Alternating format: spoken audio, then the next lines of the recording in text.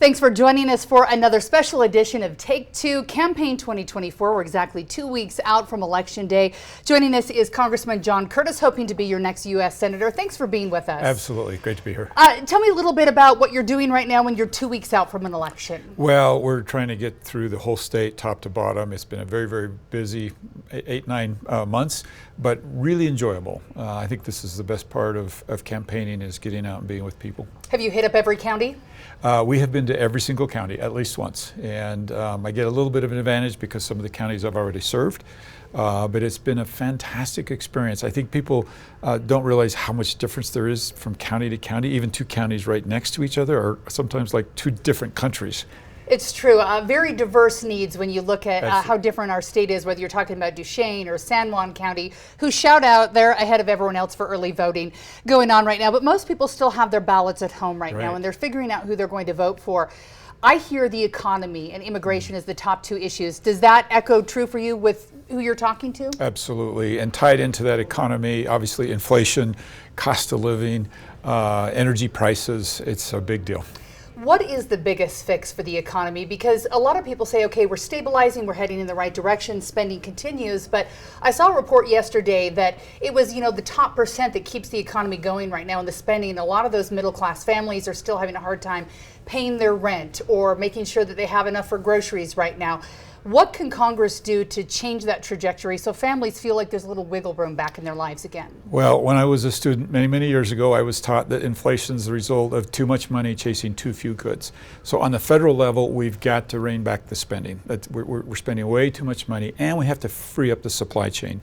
If we're able to do those two things, that'll have more impact on inflation than anything else we can do. How would you free up the supply chain? Well, energy is where I spend a lot of my time. And if you actually look at what's causing a lot of this inflation, it goes back to energy. So making better decisions on energy policy. When I talk to people, I kind of smile and I say, who can define the U.S. energy policy? And I've yet to find anybody that can actually do that.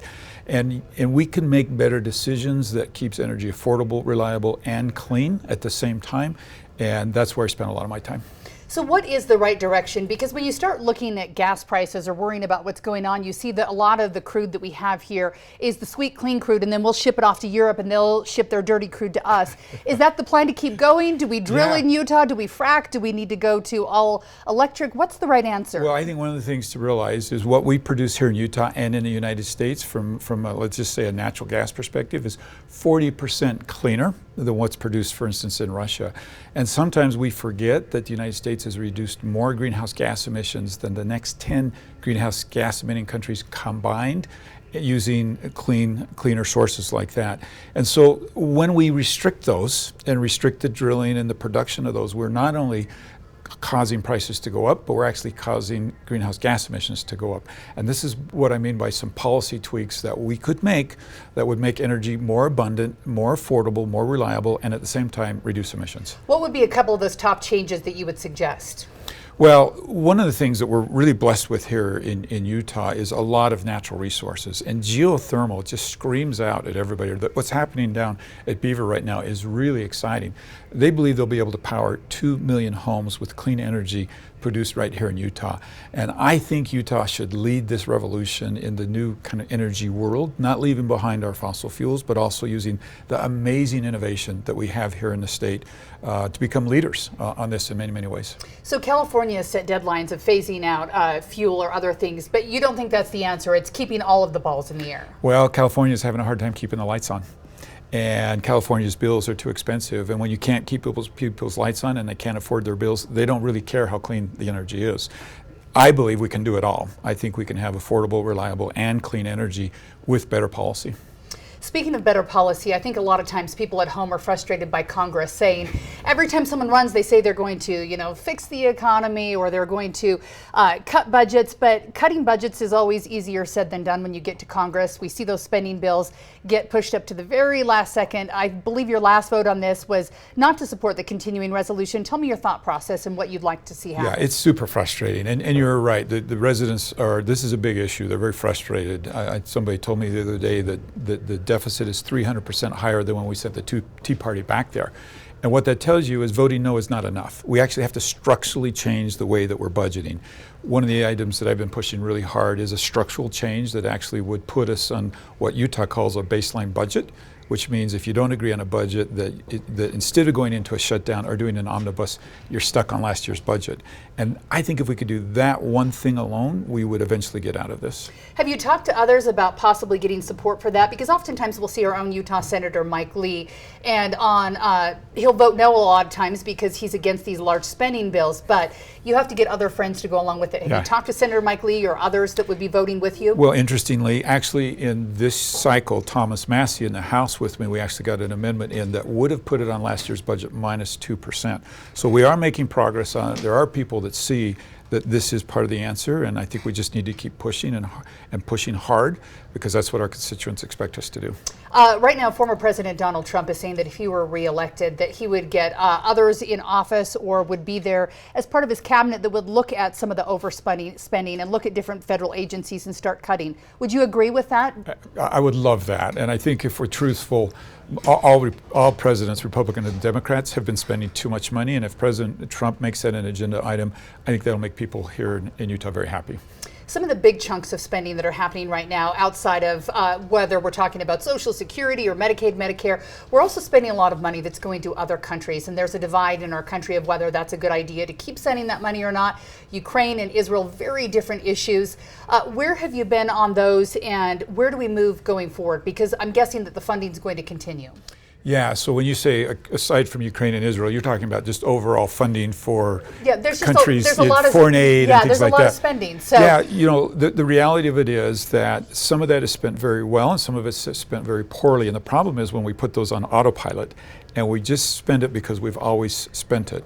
And I think if we go case by case and see how those dollars are being used, so hypothetically, if they're being used and we're actually decreasing the number of people that are coming to the border, those are dollars well spent, right?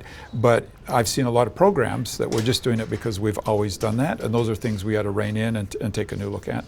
Do you support the spending as we continue in Ukraine, or there have to be check marks or balances to keep that spending going? Yeah, I'm going to say yes, right? Meaning, of course, both of those, right? We need to keep making that investment. But that doesn't mean we shouldn't have check marks and make sure that money is well spent and in the best interest of U.S. taxpayers. You mentioned the border here, and immigration, I think, is something that's starting to affect all 50 states. People are seeing it in their own communities, whether they're trying to help families that have come here or maybe trying to figure out how to deal with a homeless crisis that's building, or possibly drugs or gangs.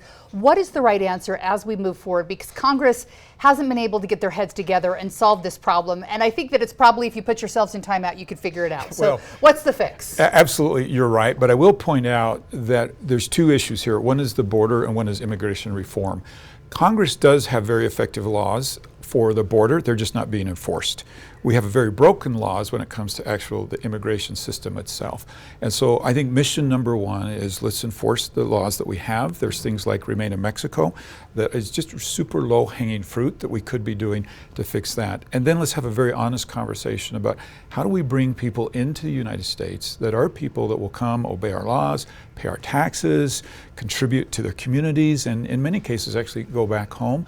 How do we facilitate that? Because we desperately need that type of help for many, many opportunities here in the United States, and that is broken, and that's where Congress needs to do its work. Do executive orders play in a role here? I know that there's been frustration because President Trump would put something in place, the Biden administration immediately on day one can undo that.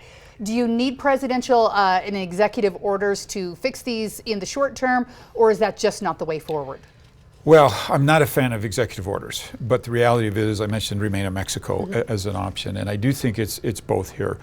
We're not enforcing the law. So this isn't a matter of we need new laws. It's a matter of we need the administration to enforce the law. There are things they can do on an executive level. I mentioned Remain in Mexico that I would like to see happen. But if we have a system that's totally built only on the executive, you're going to have what you said, which is back and forth every administration, and that's not the way to run the border. Right now, if you listen to the Biden-Harris administration, they believe that amnesty is the way forward for those who are already in our country, the millions that are here. If you listen to President Trump, when he gets in, he wants mass deportation. Are either of those the right answer, part of the answer, or how do you see it? Yeah, I think this is a false narrative. And the reality of it is, every crime that we have in our legal system, there is a remedy to fix it, except for those who have come here illegally. And so people tend to call that amnesty, and really that's just part of the law, is saying, well, what is the penalty if somebody has come here illegally? We need to define that, because if we don't define that, these people are lost, right?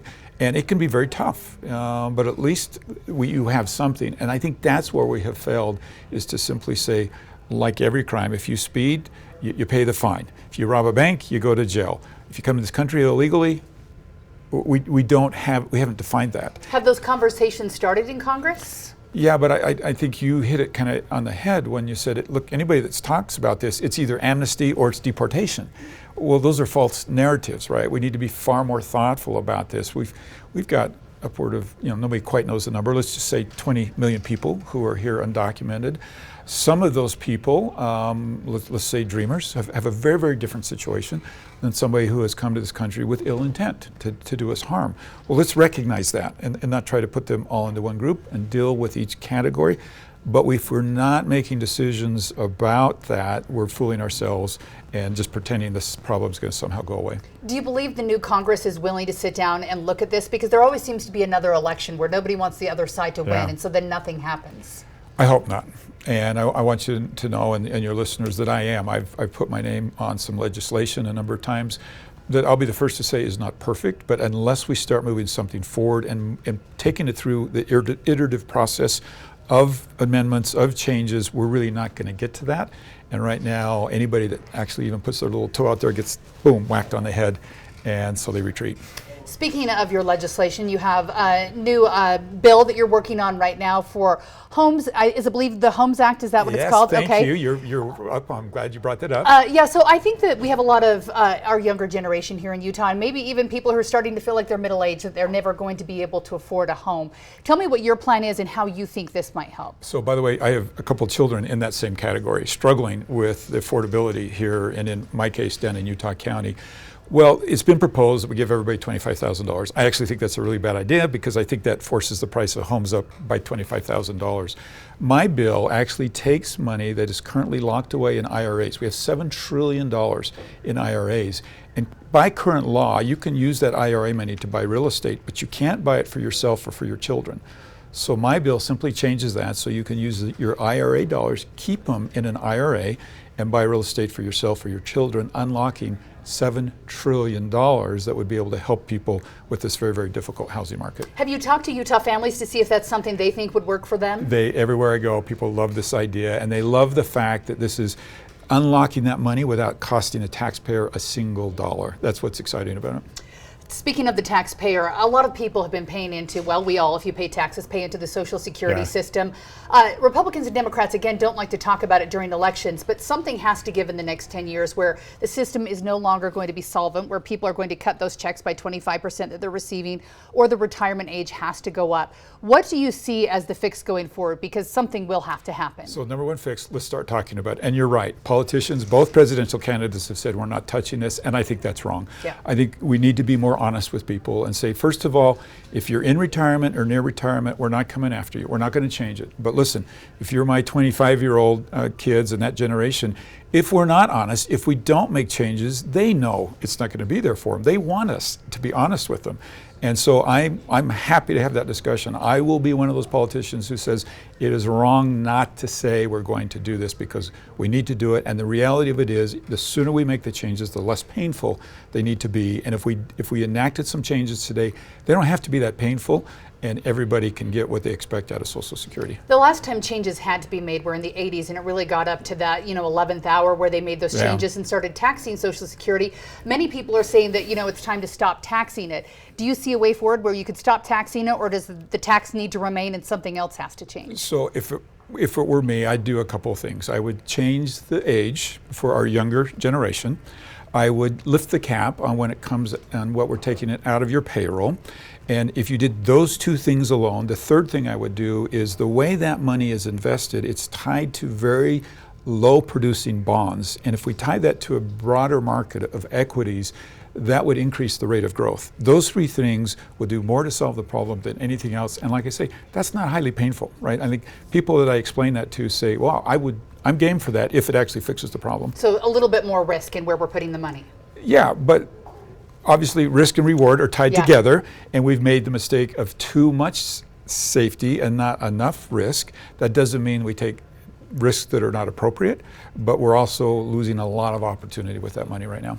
If voters are at home listening to this right now and they want to know more about where you stand on other issues, are there ways they can meet you before Election Day, find out more information? Yeah, I would say the quickest way is johncurtis.org, where they'll see me, and then we also list any meetings or things that we have there.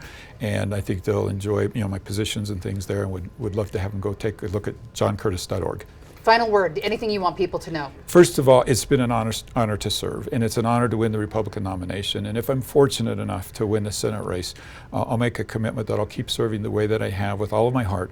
And I want everybody to know it's just an amazing honor to be here. Congressman John Curtis, thanks so much for joining us today. And we will continue these conversations for the next 2 weeks as we lead up to Election Day.